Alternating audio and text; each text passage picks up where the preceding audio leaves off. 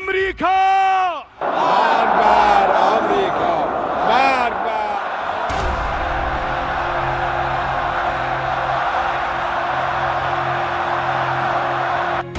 अस्सलामु अलैकुम व रहमतुल्लाह।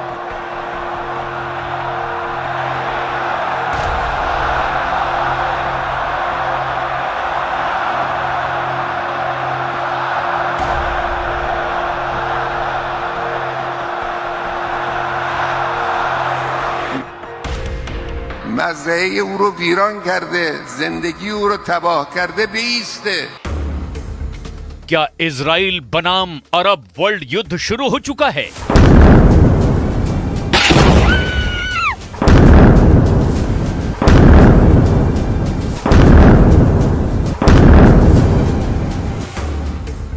अली खामनेई के खेमे में जुट गई 22 आर्मी।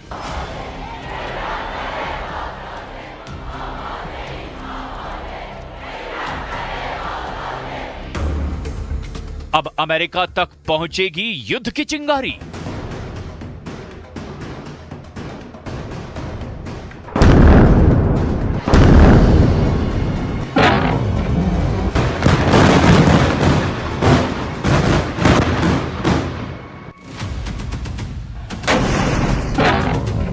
युद्ध त्रासदी का एक नया अध्याय शुरू हो चुका है। लेबनान में जो बारूद बरस रहा है, जैसी बर्बादी गाजा में दिख रही है, जितनी तबाही अब तक हुई वो सिर्फ ट्रेलर है, क्योंकि अब महायुद्ध में महाशक्तियों का आना तय हो चुका है। ईरान के सुप्रीम लीडर ने ऐसे युद्ध को भड़का दिया है जिसका अंत क्या हो सकता है, इसकी कोई भी कल्पना नहीं कर सकता।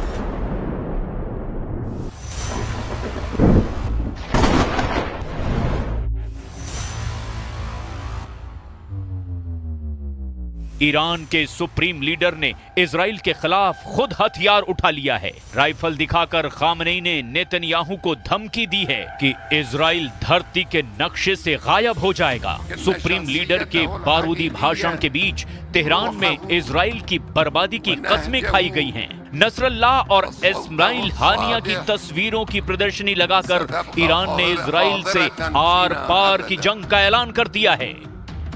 بر اساس هیچ قانون بین المللی حق ندارد به ملت لبنان، به حزب الله لبنان اعتراض کنه که چرا شما از غزه، از قیام مردم فلسطین حمایت کردید. وظیفه اونهاست، باید میکردن. این دیگه هم حکم اسلامی است، हम कानून अकलीस हम। ईरान की ग्रैंड मस्जिद से उठा युद्ध का ये उन्माद खाड़ी मुल्कों को दहलाने जा रहा है। ये हुंकार, ये ललकार सिर्फ इजराइल भर के लिए नहीं है। धमकी अमेरिका को है, यूरोप के उन देशों को है जो इजराइल के साथ हैं और इजराइल को हथियार दे रहे हैं, जो इजराइल के लिए युद्ध के अखाड़े में हैं, जिनके पास एटम बम है। यानी ईरान इजराइल टकराव अब दो देशों का युद्ध नहीं रहा, ये महायुद्ध है जिसमें एक तरफ इजराइल है तो दूसरी तरफ पूरा अरब वर्ल्ड। तेहरान की गलियों से इजराइल की बर्बादी तक जंग का ऐलान हुआ है।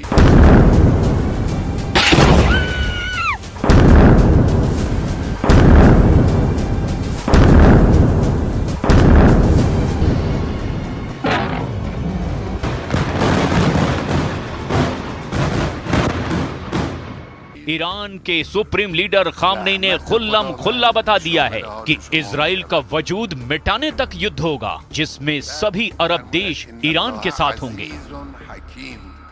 दुश्मन मिल्लत ईरान همون دشمن ملت فلسطین است، همون دشمن ملت لبنان است، همون دشمن ملت عراق است، دشمن ملت مصر است، دشمن ملت سوریه است، دشمن ملت یمن است.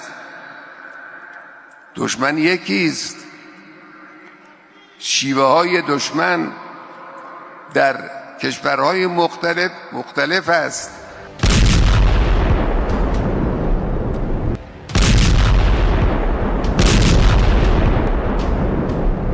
मगर कितने देश कौन कौन है जो सुपर पावर अमेरिका से लड़ने का दम रखता है, कौन है जो एटमी पावर से युद्ध करने की जुर्रत दिखाएगा। खामनेई ने जो लिस्ट बनाई है वो बहुत लंबी है, उसमें कई चौंकाने वाले देशों के भी नाम शामिल हैं। लेकिन अमेरिका का अलग ही वॉर प्लान है। इजराइल को दुश्मन मानने वाले कई अरब देश हैं, लेकिन युद्ध का जोखिम, वो भी न्यूक्लियर वॉर का। सारा मामला यहीं फंस रहा है। खैर, अभी ईरान के सुप्रीम लीडर का वो बयान सुनिए जिसमें उन्होंने इजराइल पर हमले को जायज ठहराया है। खामनेई ने नसरल्लाह और हानिया की मौत को शहादत बताया है। سال گذشته همین ایام تقریبا انجام گرفت یک حرکت درست منطقی قانونی بین المللی بود و حق با فلسطینی ها بود. अरब लीग में 22 देश गिने जाते हैं, जिनमें से कई सोमालिया, सूडान और जिबूती जैसे हैं, जिनके खुद के घर जल रहे हैं। ऐसे ही खामनेई के बुलावे पर अफगानिस्तान और यमन जैसे तबाह हो चुके मुल्क लड़ाई में शामिल होंगे, कहना मुश्किल है। इजराइल के खिलाफ ईरान के धर्म युद्ध में पूरी दुनिया के मुस्लिम बहुल देश कूदने जा रहे हैं। फिलहाल जिन देशों ने खुल करके इजराइल का विरोध किया है वो उंगलियों पर गिने जा सकते हैं। इजराइल से युद्ध के लिए सबसे ज्यादा फड़फड़ाता तुर्की दिखाई दे रहा है। राष्ट्रपति एर्दोआन ने इजराइल को बर्बाद करने की धमकी भी दे रखी है। तुर्की के पास युद्ध का पासा पलटने का दम भी है। तुर्की नेटो फोर्सेस का सदस्य है, जिसके इनकर्लिक एयरबेस पर अमेरिका के 50 एटम बम तैनात हैं। तुर्की में रखे एटम बम को B-61 न्यूक्लियर वॉर हेड कहा जाता है। अमेरिका ने तुर्की में रखे एटम बम को अपग्रेड भी कर दिया है। तुर्की अमेरिका से मिले F-16 जेट से इन एटम बमों का इस्तेमाल करने की ताकत रखता है।